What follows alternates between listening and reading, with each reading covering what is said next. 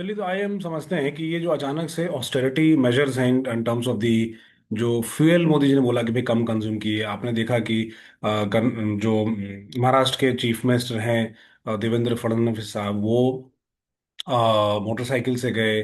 कई सारे मिनिस्टर्स, गडकरी साहब को आपने देखा कि वो बस से ट्रैवल कर रहे हैं अपने ऑफिशियल्स के साथ। और मोस्ट इम्पोर्टेंटली, मोदी जी ने अपने कॉन्वॉय को छोटा कर दिया और दो गाड़ियों के साथ ही गए, जो कि काफी लोगों ने एडवाइस किया मोदी जी को, जो भी जितने उनके प्यार करते हैं, कि ऐसा नहीं करना चाहिए क्योंकि ये एक सिक्योरिटी थ्रेट है। बट ऐसा हुआ क्यों, ये समझने की बात है। $120 क्या पहले नहीं गया है ऑयल? बिल्कुल गया है। 2008 में भी गया था।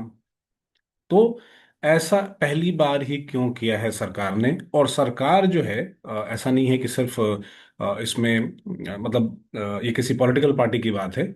इसके पीछे जो है प्लानर्स हैं, तो इसके पीछे जो है ब्यूरोक्रेसी भी है।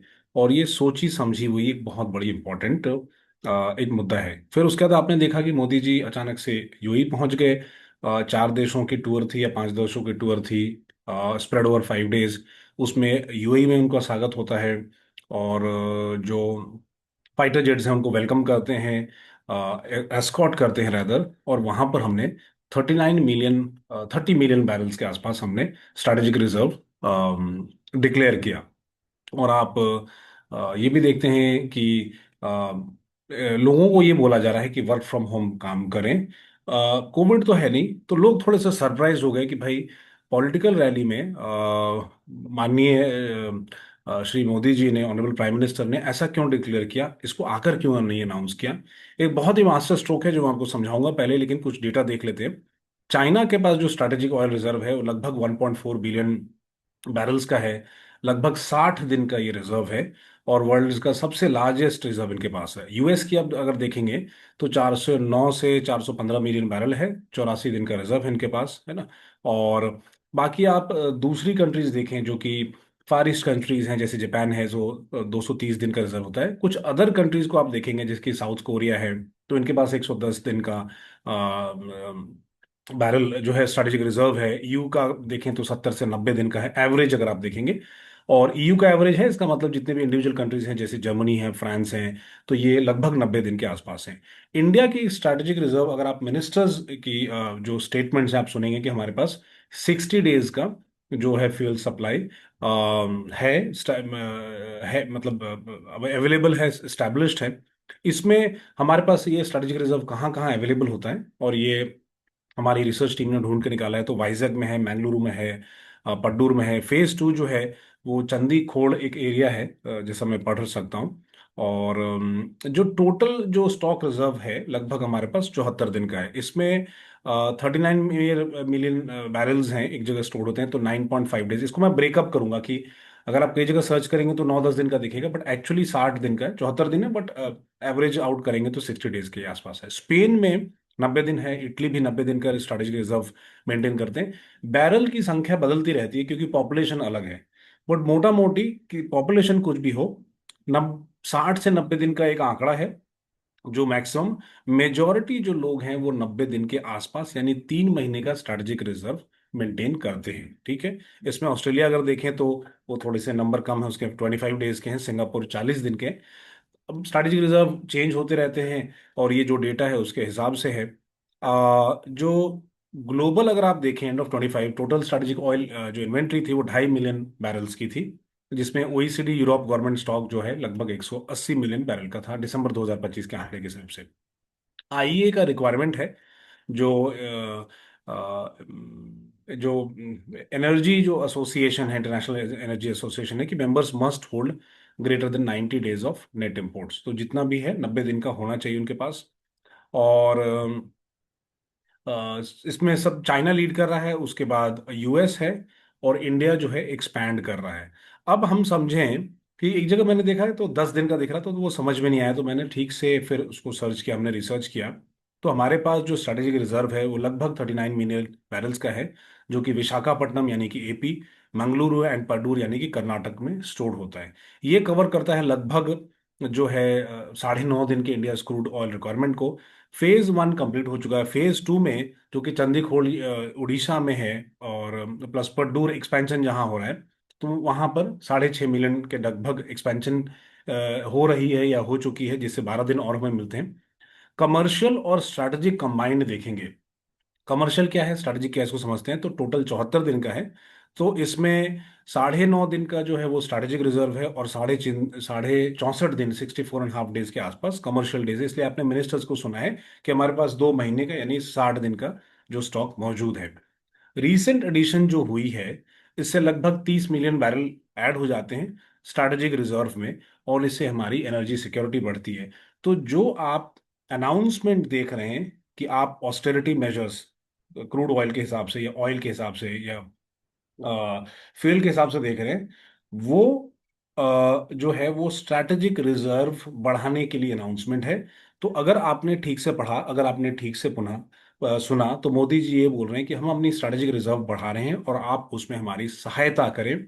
स्ट्रैटेजिक रिजर्व बढ़ाने की जरूरत क्या है, उसको भी थोड़ा आगे समझेंगे, है ना। उसको समझने की जरूरत है। लेकिन उससे पहले देख लीजिए कि हमारे पास जो अनरिफाइंड क्रूड ऑयल जो होता है, वो लगभग 39 मिलियन बैरल्स है, 5.33 मिलियन टन्स के आसपास है, जिसे हम स्ट्रैटेजिक पेट्रोलियम रिजर्व बोलते हैं। ये क्रूड ऑयल है, ये रिजर्व नहीं है, और लगभग 9.5-10 दिन का होता है। अगर ये नंबर्स गलत हैं तो हमें फीडबैक जरूर दीजिए, और इसको हम अपडेट करेंगे। जो फिनिश प्रोडक्ट्स हैं जैसे पेट्रोल और डीजल है, उसको अगर आप देखेंगे तो पेट्रोल प्लस डीजल का स्टॉक मिला देंगे तो 25 दिन का क्रूड है, 25 दिन का प्रोडक्ट है, तो 50 दिन की लगभग सफिशिएंसी है। और एसपीआर में जो है सिर्फ क्रूड ऑयल को रखा जाता है, लेकिन रिफाइनरीज जो है इसको पेट्रोल और डीजल में कन्वर्ट करके अपने इन्वेंट्री के रूप में रखती है, ठीक है। एलपीजी स्टॉक और ये सप्लाई अलग से है, जो कि 50,000 मीट्रिक टन तक इसको पर डे के हिसाब से रैंप अप किया गया है। और ये लगभग इंडिया की 60% से ज्यादा रिक्वायरमेंट को मीट कर जाता है लोन। कमर्शियल एलोकेशन जो है वो लगभग 50 से 70% है, और ये प्री क्राइसिस लेवल्स है, ताकि होर्डिंग को अवॉइड किया जा सके, है ना। और इसको 50 to 70% of the pre crisis levels raise कर दिया गया है, the commercial allocation of LPG stocks and supply. Stock position देखेंगे तो लगभग एक मंथ की फर्म सप्लाई हमारे पास अरेंज है। और डेली डिलीवरीज डिलीवरीज अगर देखेंगे तो ऑयल कंपनीज जो हैं वो 50 lakh cylinders daily normally supply कर पा रही हैं, ठीक है। जो कि अब 89 लाख कर दिया गया है ड्यूरिंग पैनिक और बाइंग जब होती है। इसलिए लोगों को बोला जा रहा है कि पैनिक और बाइंग नहीं करें, नहीं तो स्ट्रैटेजिक रिजर्व पे जोर पड़ता है, और डेली डिलीवरीज बढ़ाना पड़ती है, जो कि हमारे लिए कॉस्ट है। और सभी चाहते हैं, जितने भी फॉरेन नेशंस हैं, कि हमारे स्ट्रेटेजिक रिजर्व पे असर पड़े, हमारा कॉस्ट हाई हो जाए और हम कमजोर हो जाएं, हमारी ट्रेजरीज पे असर पड़े और हमारी सरकारी कंपनियों को नुकसान हो। एक एस्टिमेट ये भी आया है कि 1,000 करोड़ पर डे के हिसाब से लॉसेस हो रहा है। इसलिए गवर्नमेंट बोल रही है कि आप पैनिक मत होइए, क्योंकि पैनिक के पीछे कॉस्ट है और रिजर्व्स फिर बढ़ाने पड़ते हैं। तो टोटल डेज कितने कवर हो गए, एसपीआर क्रूड अगर आप देखेंगे तो 9.5 दिन का है, जो कि गवर्नमेंट का स्ट्रेटेजिक है। क्रूड विद रिफाइनर्स देख लेंगे तो 15.5 दिन का है, जो कि टैंक्स और पाइपलाइंस में है। पेट्रोल और डीजल का रिजर्व देख लेंगे तो 25 दिन का होता है। यूजुअली ये सब यूजुअल नंबर्स हैं। मैंने फिनिश प्रोडक्ट्स में तो ओएमसीज, एलपीजी को देख लेंगे तो 30 दिन है, जो कि secured imports plus domestic ramp up है। टोटल 74 दिन है, तो लगभग 60 दिन के हमारे पास जो है, जो मिनिस्टर साहब ने कहा है, ऑनरेबल मिनिस्टर ने, वो सही है। एसपीआर में पेट्रोल और डीजल इंक्लूड नहीं होता है, एसपीआर सिर्फ क्रूड है। पेट्रोल डीजल एलपीजी किस कौन मेंटेन करते हैं, प्रोडक्ट इन्वेंटरी के रूप में मेंटेन की जाती है, और इसको आईओसीएल, बीपीसीएल, एचपीएल जैसी कंपनीज मेंटेन करती है। एलपीजी इसका अलग रिजर्व है। इंडिया जो है 60% इंपोर्ट करता है। डोमेस्टिक प्रोडक्शन को अप किया गया है मार्च 2026 से 40% तक इसकी, इसमें इंप्रूव की गई है प्रोडक्शन कैपेसिटी, और एक महीने की इंपोर्ट को सिक्योर करके रखा गया है। तो मिला जुला के सारी बातें वही हैं कि 60 दिन। अब क्यों स्ट्रैटेजिक रिजर्व को इंप्रूव करने की बात हो रही है। हम 60 दिन की बात कर रहे हैं, बट आपने देखा कि यूरोप में 90 दिन है। चाइना भी लगभग इसी नंबर आंकड़े बढ़ता है, बट एवरेज, ग्लोबल एवरेज अगर आप देखेंगे तो वो लगभग लगभग जो है वो 90 दिन के आंकड़े के आसपास है ना। और अब प्रॉब्लम हमारे पास ये है कि ये डिफिकल्ट सिचुएशन है, और हमारे दोनों साइड, दो एडवर्सरी, यानी कि इंडिया, यानी कि इंडिया के दोनों साइड एडवर्सरी बैठे हैं, यानी कि पाकिस्तान और बांग्लादेश। और चाइना भी कोई बहुत फ्रेंडली नेशन हमारे लिए नहीं है। In case of any miss adventure from these Nations और वन ऑफ दीज नेशंस, हमारी स्ट्रैटेजिक रिजर्व पर खतरा पड़ सकता है। दुश्मन देश चाहता ही है कि प्रॉब्लम्स हो। आपने देखा है कि अमेरिका ने पाकिस्तान को रडार जो हमने डिस्ट्रॉय कर दिया था वो वापस ठीक कर दिया है, या ठीक करने के पोजीशन में है, या उसके लिए इनिशिएटिव्स चल रहे हैं। तो ऐसे सिचुएशन में जब हमारे ऊपर स्ट्रेस है, हमारी स्ट्रैटेजिक रिजर्व्स पे अगर जोर पड़ेगा, और हर नेशन जो इंडिया के खिलाफ काम करता है वो चाहेगा कि ऐसे टाइम पर इंडिया जो है कमजोर हो। अगर आपकी बाउंड्रीज को सिक्योर रखना है, अगर आपको दुश्मन से लड़ना है, अगर आपको किसी मिस एडवेंचर अनप्लैंड किसी इवेंट से आपको लड़ना है, तो आपकी स्ट्रैटेजिक इंपोर्ट को आपको जो है बढ़ाना पड़ेगा। और इसी के लिए गवर्नमेंट ऑफ इंडिया जो है पूरी जोर से ताकत कर रही है, बट ये लोगों को समझ में नहीं आ रहा है। लोग समझ रहे हैं कि क्रूड के ऑयल के प्राइसेस के कारण जो कि प्राइसेस बढ़ भी रहे हैं, उनके कारण ये सब किया गया है। और जो वर्क फ्रॉम होम का जो इनिशिएटिव है वो एक रैंडम थॉट है। और जो मिनिस्टर्स जो चल रहे हैं, मतलब पब्लिक ट्रांसपोर्ट यूज कर रहे हैं, या जो बोला गया है जो ऑफिसर्स हैं कि एटलीस्ट एक या दो बार मेट्रो यूज कीजिए, वो एक पॉलिटिकल प्रोपेगेंडा लगता है, बट ऐसा नहीं है ना। चाइना के पास 60 दिन है, पर ध्यान रखिए अमेरिका के पास 84 दिन का रिजर्व होता है, और जापान के पास 230 दिन का। और अगर किसी दुश्मन ने अटैक किया, मिस एडवेंचर, इस टाइम पे जब लोगों का ध्यान बटा हुआ है, इस टाइम पे कोई दुश्मन अटैक करता है, तो हमारे पास appropriate amount of strategic reserve होना बहुत जरूरी है। इसे समझना बहुत जरूरी है, इसमें सहयोग करना जरूरी है। क्रूड ऑयल यानी एनर्जी राष्ट्र के लिए, भारत के लिए एक बहुत ही इंपॉर्टेंट चीज है, आप सभी को पता है।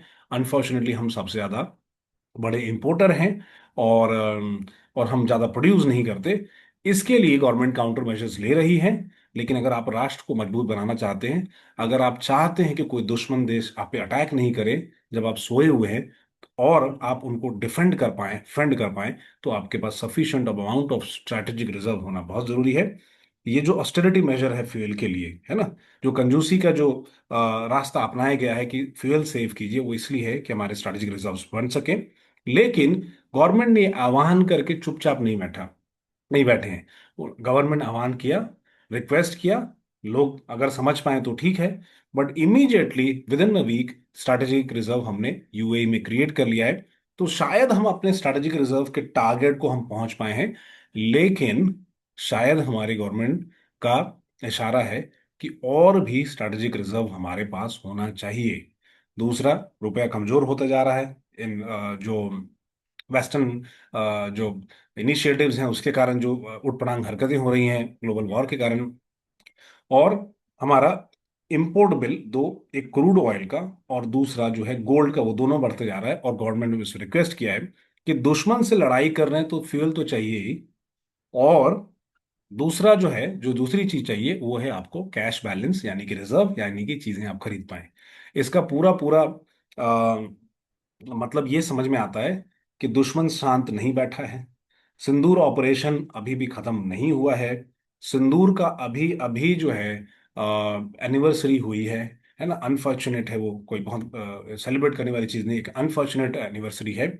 लेकिन गवर्नमेंट की नज़र पक्के से इस बात पे टिकी है कि कहीं दुश्मन मिस एडवेंचर, जो ये जिहादी मानसिकता के लोग हैं, कहीं ये मिस एडवेंचर तो नहीं करेंगे। तो उनसे बच कर रहिए, संभल कर रहिए। वक्त ये है इस ग्लोबल सिचुएशन में कि यूनिटी हम बनाए रखें, और जो गवर्नमेंट कह रही है उसको अफवाह में ना हम कन्वर्ट करें। जरा सोचें, जरा दिमाग लगाएं कि गवर्नमेंट ने क्यों इस बात को कहा होगा। क्या एक सिर्फ पॉलिटिकल स्टेटमेंट है? एब्सोल्युटली नहीं। क्या ये एक सिर्फ दिखावा है? एब्सोल्युटली नहीं। We are working on strategic reserve. Please watch this video and send it to as many people as you can, क्योंकि गवर्नमेंट इनिशिएटिव्स कभी आपको दरवाजा खटखटा कर नहीं बोलेगी कि ये हमारा स्ट्रैटेजिक इंटेंट है। हम सभी चाणक्य के देश से हैं, हमें इस बात को समझना बहुत जरूरी है। हमें लेयर्स के नीचे पॉलिटिक्स, आपके मन में अगर शक है तो उसको थोड़ा साइड रखिए, क्योंकि ये पॉलिसी मेकिंग लेवल की चीज है, जो कि अलग अलग लेयर्स ऑफ ब्यूरोक्रेसी से जाती है। तो कोई भी इनिशिएटिव करना, कोई भी ऑस्टेरिटी मेजर करना इतना आसान नहीं होता, सिर्फ एक पॉलिटिकल स्टेटमेंट नहीं होता है। गौर से इस बात को सुनिए, वीडियोस को प्लीज सर्कुलेट कीजिए। बहुत जरूरी है कि हम अपनी स्ट्रैटेजिक रिजर्व बनाए रखें, मेंटेन कर रखें, पैनिक नहीं मचाएं, है ना। और अपने देश में विश्वास करें, राष्ट्र में विश्वास करें, और जब भी जरूरत हो तो उसके लिए हम आगे आए। धन्यवाद और शुक्रिया।